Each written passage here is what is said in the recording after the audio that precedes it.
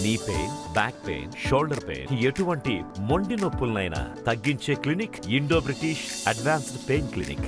ఏర్పాటు కోసం పోరాటాలు చేసే క్రమంలో ఉద్యమం తీవ్రంగా నడుస్తున్న సమయంలో ఆనాటి తెలంగాణ రైతుల దుస్థితికి, ఆనాటి తెలంగాణ రైతుల అవస్థకి ఒక ప్రతీకగా, ఒక ఉదాహరణగా, ఒక నిదర్శనంగా, ఒక తార్కాణంగా మా నాయకుడు కేసీఆర్ గారు బహుశా నాకు తెలిసి కొన్ని వందల సభల్లో తెలంగాణ రైతుల స్థితిని వివరించడానికి మూషంపల్లి గ్రామానికి చెందిన, నల్గొండ మండలం మూషంపల్లి గ్రామానికి చెందిన రామరెడ్డి గారు, వారి పేరును కొన్ని వందల సభల్లో కేసీఆర్ గారు స్వయంగా చెప్పి ఉంటారు. రామరెడ్డి అన్న ఇంటి పేరు అందరు మర్చిపోయినారు. బైరెడ్డి రామరెడ్డి ఇంటి పేరు ఎక్కడో పోయింది, ఇప్పుడు బోర్వెల్ రామరెడ్డి అయింది. బోర్ల రామరెడ్డి గారు అనే పేరుతో మరి తెలంగాణ వ్యాప్తంగా అందరికీ తెలిసిన, కేసీఆర్ గారి ద్వారా అందరికీ పరిచయమైన మా రామరెడ్డి అన్నను చూడడానికి, కలవడానికి, అదే మాదిరిగా మొన్న మధ్యన ఒక 20-25 రోజుల కిందట గన్నెబోయిన మల్లయ్య యాదవ్ గారు, నిజంగా ఆ వీడియో చూసిన తర్వాత మనసు ఉన్నవారు ఎవరైనా సరే మనసు నిజంగా కూడా బాధపడే విధంగా, కలత చెందే విధంగా తన గుండె లోతుల్లోంచి మాట్లాడిన మాటలు, గన్నెబోయిన మల్లయ్య గారు మాట్లాడిన మాటలు రెండు చూసిన తర్వాత మూషంపల్లికి రావాలి, ఈ రామరెడ్డి అన్నని ఇదివరకు కలిసినా కానీ ఆ మల్లన్నను కూడా కలవాలి, ఈ రామరెడ్డి అన్నను కూడా కలవాలని చెప్పి ఇవాళ ఇక్కడికి రావడం జరిగింది. వచ్చిన తర్వాత మల్లన్నను కదిలిచ్చిన, రామరెడ్డి అన్నను మాట్లాడిచ్చిన, మధ్యలో కొంతమంది మహిళా సోదరిమణులు, ఆడబిడ్డలు వాళ్ళు కలిసిన అందరూ చెప్పిన మాట ఒకటే, అన్న గత 10 సంవత్సరాలు కేసీఆర్ అధికారంలో ఉన్నప్పుడు తెలంగాణ వచ్చిన తర్వాత ఎన్నడూ నీళ్లకు గోస రాలేదు, అది సాగునీరు కానీ తాగునీరు కానీ ఎన్నడూ ఇబ్బంది కాలేదు. కానీ ఈ సంవత్సరం ఈ ప్రభుత్వం వచ్చిన తర్వాత పంటలు ఎండిపోయి, ఈ ప్రభుత్వం వచ్చిన తర్వాత నీళ్ళిచ్చేది చేతగాక భూగర్భ జలాలు అడుగంటిపోయి చివరికి తాగునీరు కూడా లేని దుస్థితి వస్తూ ఉన్నది అనే మాట వారు చెప్తా ఉన్నారు. కాకపోతే ఇక్కడ కీలకమైన విషయం ఏమంటే, ఇదేదో కాలం తెచ్చిన కరువు కాదు, ఇది అచ్చంగా ఈ అసమర్థ కాంగ్రెస్ ప్రభుత్వం తెచ్చిన కరువు అనే మాట నేను కాదు, ఇవాళ రాష్ట్రంలోని ప్రజలందరూ కూడా అంటా ఉన్నమాట.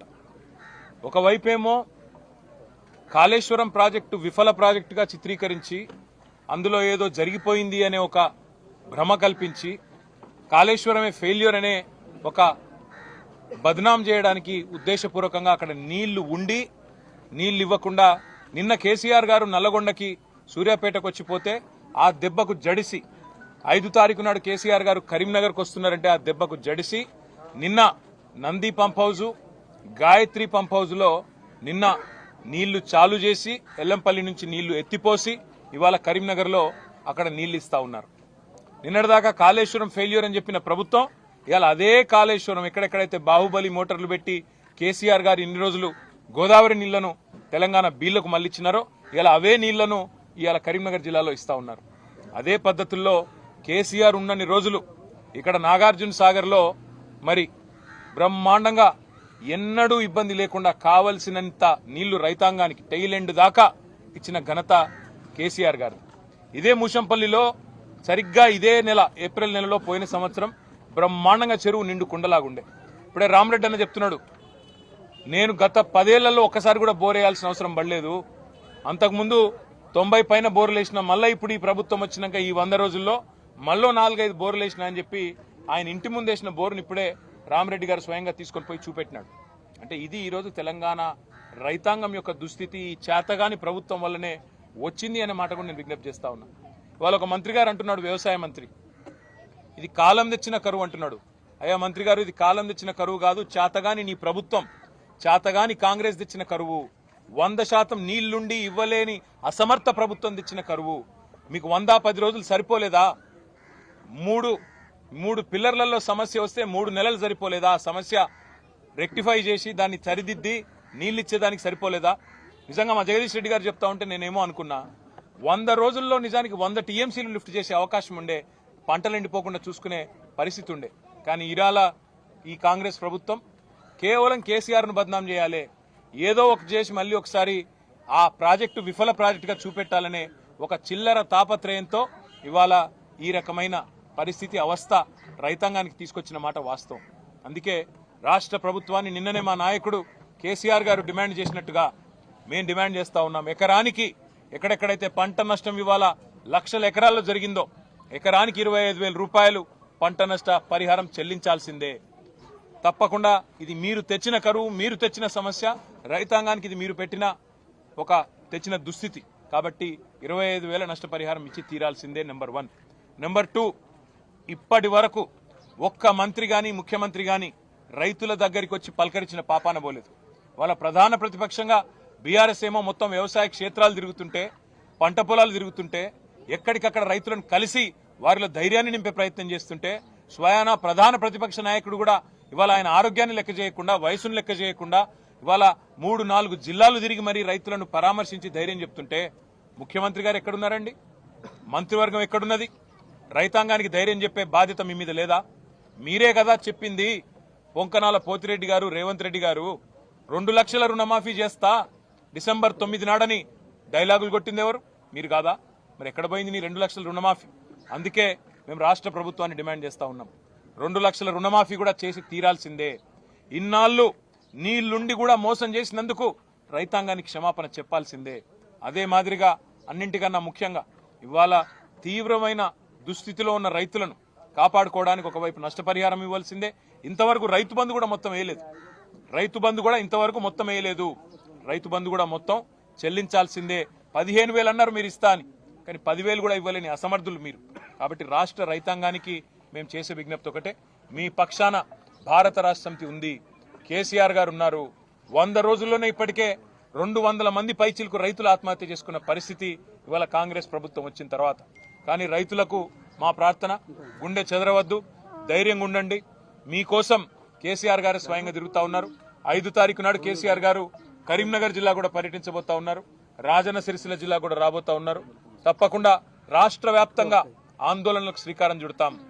6 తారీఖు నాడు రాష్ట్ర ప్రభుత్వాన్ని డిమాండ్ చేస్తా ఉన్నాం, మీరు చెప్పిన మాట ప్రకారం కింటాల్కు 500 రూపాయల బోనస్ ఇస్తానని మీరు ఏదైతే చెప్పినారో వెంటనే మీరు కొనుగోలు కేంద్రాలు ప్రారంభించడం తడవగానే వెంటనే సమాంతరంగా మీరు ఈరోజు రైతులకు రాష్ట్ర వ్యాప్తంగా కింటాల్కు 500 బోనస్ చెల్లించాలి, 2 లక్షల రుణమాఫీ చేయాలి, పంట నష్ట పరిహారం ఇయ్యాలి, నీళ్లుండి కూడా ఇయ్యనందుకు క్షమాపణ కూడా చెప్పాలని చెప్పి డిమాండ్ చేస్తూ ఇవాళ ముషంపల్లిలో గన్నెబోయిన మల్లయ్య గారు, రామరెడ్డి గారు, అదేవిధంగా ఇతర ఆడబిడ్డలు వారందరికీ కూడా మేము చెప్పిన మాట మళ్ళీ మీ ద్వారా రాష్ట్ర రైతాంగాన్ని కూడా చెప్తున్న మాట, ఎవరు కూడా అధైర్యపడకండి, తప్పకుండా మంచి రోజులు మళ్ళీ వస్తాయి. కేసీఆర్ గారు, మేము, మీ అందరం కూడా మీకోసం పోరాటాన్ని కొనసాగిస్తూనే ఉంటాం. రాష్ట్ర ప్రభుత్వం మెడలు వంచైనా సరే వాళ్ళు ఇచ్చిన మాట నిలబెట్టుకునే దాకా తప్పకుండా మీ పక్షాన పోరాడతామని చెప్పి కూడా విజ్ఞప్తి చేస్తా ఉన్నాం. ఉత్తమ్ కుమార్ రెడ్డి కరువుని సమర్థవంతంగా డీల్ చేస్తున్నాం, ఇది బీఆర్ఎస్ పాలనలో వచ్చిన కరువు అని ఉత్తమ్ కుమార్ రెడ్డి మాట్లాడుతున్నారు. ఉత్తమ్ కుమార్ రెడ్డి గారు ఇంకో మాట కూడా అన్నారు, కరెంటు పోవడం లేదు రాష్ట్రంలో, ఒక్క నిమిషం అని కూడా మాట్లాడినారు. స్వయాన రేవంత్ రెడ్డి గారు కేశవరావు గారికి కండువా కప్పడం పాపం, ఎందుకంటే రేవంత్ రెడ్డి గారికి రైతుల కష్టాలు పట్టవు, రాజకీయ చేరికల్లో బిజీగా ఉన్నారు. ఇవాళ ఎక్కే గడప దిగే గడప అన్నట్టు రాష్ట్రంలో ఎవరు పార్టీలో చేరుతారంటే పాపం ముఖ్యమంత్రి బాగా ఖాళీగా ఉన్నట్టున్నారు, వాళ్ళ ఇళ్లలోకి పోయి మరీ కండువాలు కప్పుతా ఉన్నారు. ఆయన కేశవరావు గారి ఇంటికి పోగానే అక్కడ కరెంటు పోయింది. ఇది నేను చెప్పడం కాదు, రాష్ట్రం అంతా చూసింది, టీవీలో కూడా వార్త వచ్చింది. కాబట్టి కరెంటు పోతున్నదా ఉంటున్నదా, కేసీఆర్ ఉన్నప్పుడు నీళ్ళు ఎట్లుండే, కేసీఆర్ ఇవాళ రేవంత్ రెడ్డి గారు కాంగ్రెస్ వచ్చినాక నీళ్ళు ఎట్లుంది, కేసీఆర్ ఉన్నప్పుడు కరెంట్ ఎట్లుండే, ఇవాళ ఎట్లున్నది రాష్ట్రంలో అందరికీ కూడా తెలుసు. ఉత్తమ్ కుమార్ రెడ్డి గారు ఎంత బుకాయించినా ఎన్ని చెప్పినా వాస్తవాలు వాస్తవాలుగానే ఉంటాయి.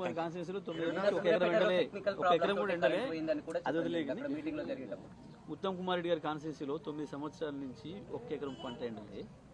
తెలంగాణ ప్రభుత్వం పోయినాకనే కదా ఇప్పుడు ఎండింది పంటలు 20,000. నేను ఇంకొక మాట అంటున్నా, ఉత్తమ్ కుమార్ రెడ్డి గారు ధైర్యం ఉంటే మీరు మీ మంత్రులు ఫీల్డ్కి రండి, రైతులను కలవండి, రైతుల దగ్గర ఈ మాట చెప్పండి, ఇది కరెంటు పోతలేదనే మాట, సమర్థవంతంగా ఎదుర్కొంటున్నామనే మాట, ఇబ్బంది లేదనే మాట.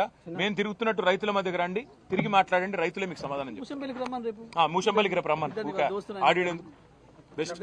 ఓకే, థ్యాంక్ యూ అన్న. వరి పంట కూడా ఇటు రైస్ మిల్లర్స్ మొత్తంతో పాటు మద్దతు ధర చెల్లించేప్పుడు రైతాంగం తీవ్ర ఆందోళన. బ్రదర్, ఇదిగో నేను ఒకటే అంటున్నా, వీళ్ళు ఇచ్చిన మాటనే 500 బోనస్, అది బోనస్ నిజంగా చెప్పినరా బోగస్ ముచ్చట్నా తేలిపోద్ది. ఇప్పుడు తప్పకుండా ఈ రాష్ట్ర ప్రభుత్వాన్ని మెడలు వంచేదాకా, వాళ్ళ మెడలు దించేదాకా, రైతాంగం కోసం ముందుకొచ్చేదాకా మా పోరాటం కొనసాగుతుంది. మరిన్ని వీడియోస్ కోసం ఛానల్ ని సబ్స్క్రైబ్ చేయండి, లేటెస్ట్ అప్డేట్స్ కోసం వాట్సాప్ ఛానల్ ని ఫాలో చేయండి అండ్ లింక్ డిస్క్రిప్షన్ లో ఉంది.